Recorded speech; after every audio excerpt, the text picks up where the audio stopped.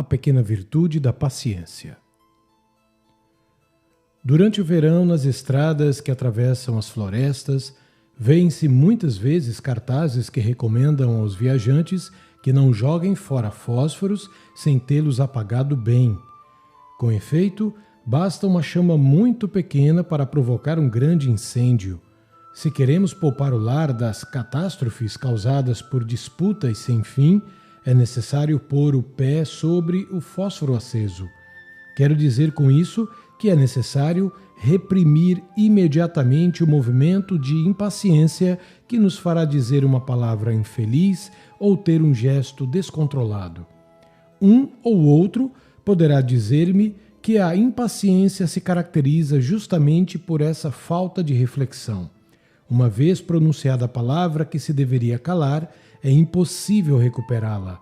E vem o troco, em palavras violentas ou injustas. E depois a nossa réplica.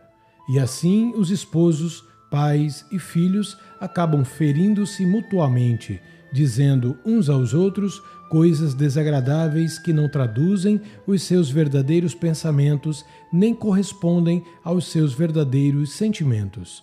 Tudo isto por causa de uma breve e ligeira impaciência. Mas não existe uma pequena virtude, a virtude da paciência, capaz de evitar ou de dominar esse breve acesso de cólera injustificado e inútil? Existe, e é esse o tema deste capítulo, porque geralmente o que vivemos é a grande virtude da paciência, que nos permite suportar a doença, enfrentar os obstáculos, levar a bom termo um trabalho difícil. Pômo-la em prática mesmo que custe esforços duros e prolongados. Mas ficamos alterados por uma simples contrariedade, irritamo-nos com um contratempo, fazemos uma cena por causa de uma palavra menos feliz. É, portanto, nos pequenos incidentes da vida cotidiana que se torna necessário usar de paciência. Comecemos por repetir aqui o famoso chavão da propaganda comercial. Não aceite imitações. Há injustiças e abusos contra os quais temos o dever de protestar. Suportá-los não seria uma prova de paciência, mas sinal de apatia, senão de covardia. Ninguém tem o direito de atentar contra a nossa dignidade. Sabemos muito bem que certos maridos autoritários chegam a converter-se em tiranos inqualificáveis porque a esposa se dobrou insensatamente às suas pretensões menos razoáveis. A esposa teria vencido o despotismo do marido se a primeira falta de consideração tivesse tido a firmeza de exigir serenamente o respeito que lhe era devido. Muitas vezes é até um dever de caridade não suportar um capricho aparentemente inofensivo, que com o tempo pode gerar defeitos intoleráveis. É o caso de certos maridos excessivamente fracos que começam por suportar em silêncio os caprichos de uma jovem esposa com tendência para a desordem, e numa segunda fase se mostram ressentidos e, por fim, explodem a menor exigência. Quantos pais se arrependem de terem suportado as impertinências de uma criança? O pai dizia, é esperto como um macaquinho.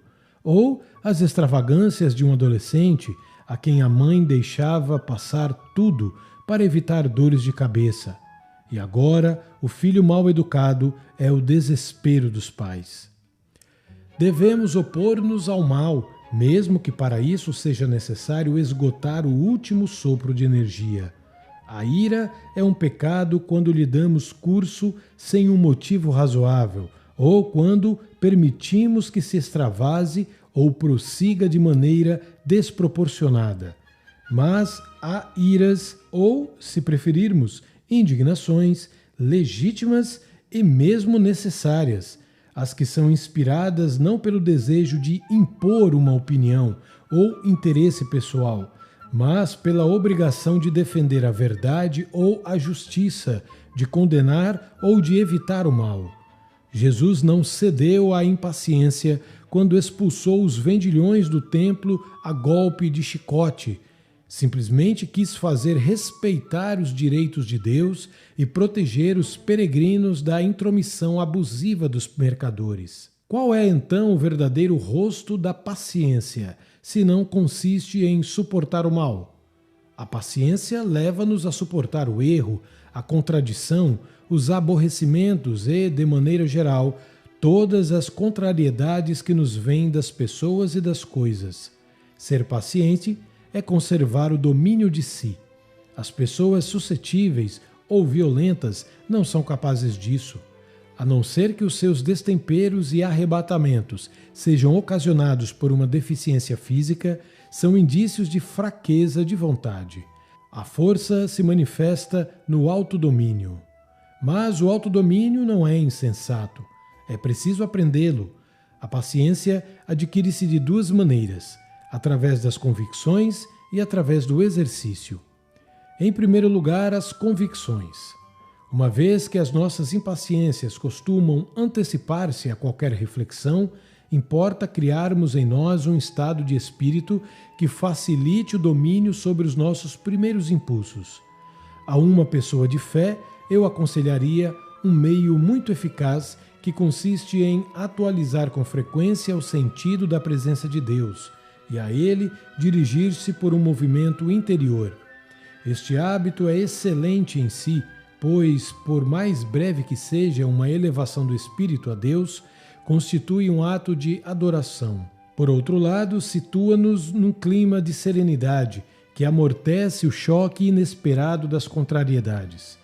Em vez de perdermos a paciência por um imprevisto que altera os nossos planos, consideramos todos os acontecimentos como mestres que Deus nos envia, segundo o conselho de Pascal, e modificamos imediatamente os nossos projetos a fim de enfrentarmos a dificuldade que não esperávamos. Mas todos podemos ao menos esforçar-nos por pensar nos outros antes de pensarmos em nós mesmos. Será o modo de vencermos muitos movimentos de impaciência. Devemos dizer: aqueles que eu amo têm manias e defeitos que me desagradam. Este repete-me 10 vezes a mesma coisa, ou, ao contrário, obriga-me a repetir-lhe a toda hora as mesmas observações. Aquele interrompe-me quando mais preciso de prestar atenção ao meu trabalho. Quem não ficaria fora de si nessas circunstâncias? Mas aqueles que me cercam têm também as suas preocupações e os seus aborrecimentos, talvez tão graves como os meus. Quem sabe se, quando me interrompem, não têm mais necessidade de mim do que eu teria da minha tranquilidade? Por que vivemos juntos se não é para nos ajudarmos mutuamente? São Paulo, que louva a caridade em tons do mais elevado lirismo, quando desce aos pormenores, escreve muito simplesmente: suportai-vos uns aos outros. Por acaso não sou eu também insuportável de vez em quando? Pois se eu pensasse menos frequentemente em mim mesmo e mais frequentemente nos outros, não há dúvida de que me mostraria mais paciente. Temos assim criado nosso clima espiritual. Trata-se agora de adotar 2 exercícios de uso cotidiano. Seremos pacientes se soubermos calar-nos e se soubermos esperar. Para aprendermos a calar quando não é hora de falar, precisamos esforçar-nos sempre por não falar antes do tempo. Deixemos os outros exprimirem os seus pensamentos sem interrompê-los. Depois, pensemos durante alguns segundos antes de responder-lhes. Este hábito, uma vez adquirido, evitar-nos-á muitas respostas precipitadas. Já que são necessários 2 para brigar, a sabedoria está em não sermos o segundo. Não respondamos imediatamente àquele que se impacienta, nem àquele que nos impacienta. Uma observação só atinge o seu objetivo, uma explicação só convence quando os interlocutores não estão irritados. Pode ser que tenhamos o dever de falar ou de justificar-nos, mas esperemos. Um agricultor não semeia o trigo em dia de tempestade. Falaremos esta noite quando a calma tiver voltado. Deixemos para amanhã o que seria mal feito hoje. A paciência pede-nos que saibamos esperar. Acostumemo-nos, portanto, a não exigir, nem a dar, satisfação imediata a todos os nossos desejos. Este é outro exercício saudável. Não é verdade, minha senhora, que se tiver o marido ao lado, cheio de pressa para que lhe pregue um botão, não será capaz nem de enfiar a linha na agulha? E acabarão por impacientar-se os dois. Por que é que o filho mais velho solta tantos ais, se é que não são gritos de selvagem, quando se forma um nó no cordão do sapato? Puxa o cordão e acaba fechando mais o nó. Por fim, pega um canivete e corta o nó. Aconselhai-o da próxima vez a tentar soltar o nó enquanto cantarola alguma música alegre, e assim fará uma dupla economia, a do cordão e a da ira. Para levar a bom termo um trabalho, para esmerar-se na educação dos filhos e nas relações familiares, não basta saber, é necessário também, e muito mais, ser paciente. A paciência é a mãe da ciência.